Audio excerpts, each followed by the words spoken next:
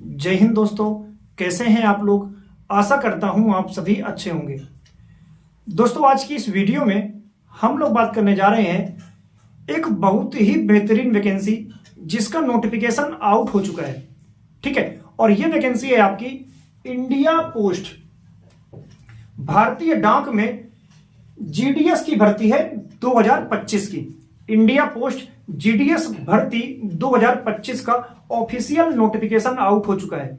ठीक है, इस वैकेंसी के बारे में कंप्लीट जानकारी कि कौन से राज्य में कितने पद हैं, इसके अलावा आप आवेदन कब से कर सकते हैं, कब से कब तक आपको त्रुटि सुधार करने का मौका मिलेगा, एजुकेशनल क्वालिफिकेशन क्या है, इसके अलावा आपकी आयु सीमा क्या रहने वाली है, आपको सैलरी कितनी मिलेगी, चयन प्रक्रिया क्या रहेगी, कंप्लीट जानकारी आज की इस वीडियो में आपको मिलने जा रही है।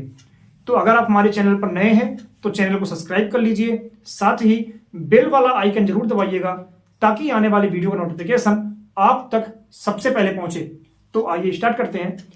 दोस्तों, अगर हम बात करें जो वैकेंसी है आपकी इंडिया पोस्ट में जीडीएस भर्ती 2025 है। ठीक है, इसमें 3 पोस्ट पर वैकेंसी आती है। कौन सी? एक आती है ब्रांच पोस्ट मास्टर पर, ठीक है, इसके अलावा एक असिस्टेंट ब्रांच पोस्ट मास्टर और एक होता है डाक सेवक। ठीक है, इन 3 पदों पर आपकी वैकेंसी जारी होती है टोटल। ठीक है, और जो टोटल वैकेंसी है ऑल ओवर इंडिया में वो है 21,413 पदों पर। बहुत ही बड़ी भर्ती जो कि हर साल देखने को मिलती है, तो इस साल भी आपकी वैकेंसी आउट हो चुकी है। ठीक है, अगर हम बात करें आपके आवेदन की कि आप कब से कब तक इसके लिए फॉर्म भर सकते हैं, तो आप 10 फरवरी 2025 से, यानी कि आपके ऑनलाइन आवेदन स्टार्ट हो चुके हैं और आप 3 मार्च 2025 तक इसके लिए ऑनलाइन आवेदन कर सकते हैं। ठीक है, अगर फॉर्म भरने में कोई गलती हो जाती है तो आपको सुधारने का मौका भी मिल रहा है। आप इसके लिए 6 मार्च 2025 से 8 मार्च 2025 तक फॉर्म में हुई गलतियों को सुधार सकते हैं। ठीक, अब बात करें हम आयु सीमा की कि कितनी आपकी आयु होनी चाहिए फॉर्म भरने के लिए। ठीक है, तो आपकी जो आयु है 18 साल से 40 साल तक होनी चाहिए अगर आप जनरल कैटेगरी के कैंडिडेट हैं तो। जनरल और ईडब्ल्यूएस, यूआर और ईडब्ल्यूएस कैंडिडेट के लिए 18 साल से 40 साल के बीच में आपका होना जरूरी है, तो आप फॉर्म भर सकते हैं, अन्यथा आप फॉर्म नहीं भर सकते। लेकिन अगर आप ओबीसी कैटेगरी के कैंडिडेट हैं तो आपको अपर एज में 3 साल की छूट मिलती है, तो आपकी एज हो जाएगी 18 साल से 43 साल तक। एससी एसटी कैंडिडेट अगर आप एससी एसटी कैंडिडेट हैं तो 5 साल की छूट मिलती है, तो आपकी एज हो जाएगी 18 साल से 45 साल तक। अगर आप पीडब्ल्यूडी कैंडिडेट हैं तो आपको मिलती है 10 साल की छूट और आपकी एज हो जाएगी 18 साल से 50 साल तक। अगर आप हैं तो आप फॉर्म भर सकते हैं, अन्यथा आप फॉर्म नहीं भर सकते। ठीक है, अब बात करते हैं शैक्षणिक योग्यता की। जो सबसे बड़ा डाउट ये रहता है कि कौन लोग इसके लिए अप्लाई कर पाएंगे, क्या आपने पढ़ाई की हो। तो अगर आप 10वीं पास हैं तो आप फॉर्म भर सकते हैं, लेकिन 10वीं में आपका मैथ और इंग्लिश सब्जेक्ट होना चाहिए।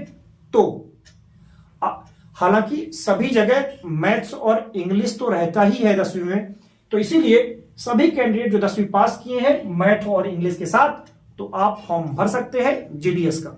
ठीक है, इसके अलावा आपको कंप्यूटर चलाना भी आना चाहिए।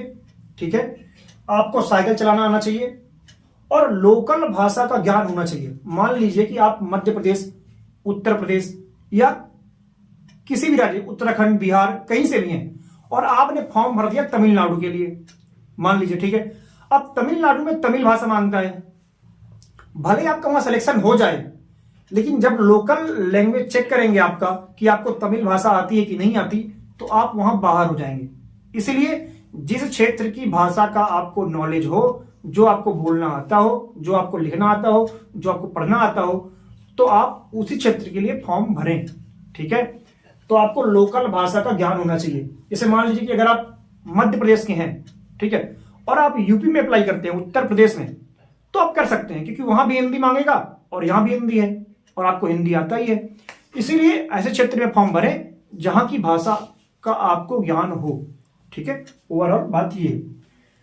बात करें चयन प्रक्रिया की, तो अगर आप 10वीं में जितने ज़्यादा आपके परसेंटेज रहेंगे उतने ज़्यादा चांसेस होंगे आपके सिलेक्शन होने के, क्योंकि 10वीं के परसेंट के आधार पर ही आपका यहाँ पर चयन होना है। अगर आपके 10वीं में 95% है तो आपके बहुत ज़्यादा चांस है, अगर आपके 75% है तो चांस थोड़े कम हो जाएंगे। इसीलिए आपके जितने ज़्यादा परसेंट रहेंगे 10वीं में, उसके आधार पर आपका ये डिसाइड होगा कि आपको नौकरी मिलनी है कि नहीं मिलनी है।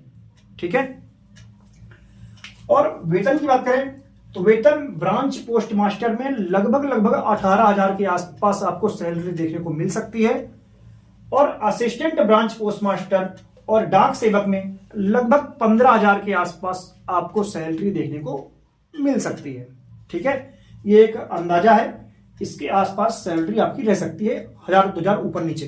ठीक है, तो ये आपकी सैलरी हो गई। तो अब हम बात कर लेते हैं कि कौन कौन से राज्य में कितने पदों पर वैकेंसी है।